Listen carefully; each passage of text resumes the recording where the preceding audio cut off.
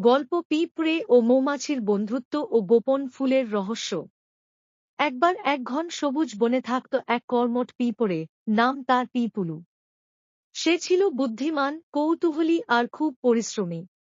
একদিন খাবার খুঁজতে খুঁজতে সে পৌঁছে গেল এক রঙিন ফুলের বাগানে, যেটা কখনোই আগে দেখেনি। সেখানে তার দেখা হয় এক হাসিখুশি মৌমাছির সাথে, নাম মৌরানী। দুজনের বন্ধুত্ব হয় ঝটপট। মৌরানী তাকে জানায় যে এই বাগানে এক গোপন ফুল আছে, যেটি শুধু প্রতি 10 বছরে একবার ফোটে, আর যার মধু যেকোন প্রাণীকে আলোকিত জ্ঞান ও সাহস দিতে পারে। কিন্তু সেই ফুল এখন হারিয়ে গেছে। তারা দুজন মিলে রহস্য খুঁজে বের করার সিদ্ধান্ত নেয়। পথে পড়ে নানা বাধা। এক ধূর্ত মাকড়সা, যে চায় গোপন ফুলের গন্ধ নিজের জালে ধরে রাখতে। এক ঈর্ষাপরায়ণ ব্যাঙ, যে ফুলটিকে চুরি করে বনে লুকিয়ে রেখেছে।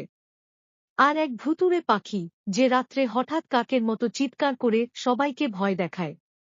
তাদের বন্ধুত্ব ও সাহস দিয়ে তারা একে একে সব বাধা কাটিয়ে ওঠে। পিঁপুলু তার ছোট আকার ব্যবহার করে ব্যাঙের গুহায় ঢুকে ফুলের গন্ধ খুঁজে পায়, আর মৌরানী তার ডানায় ভর করে সেই গন্ধ বাতাসে ছড়িয়ে দেয়। অবশেষে ফুল আবার ফোটে, জ্বলজ্বলে সোনালি আলো ছড়িয়ে। কিন্তু টুইস্ট আসে এখানেই।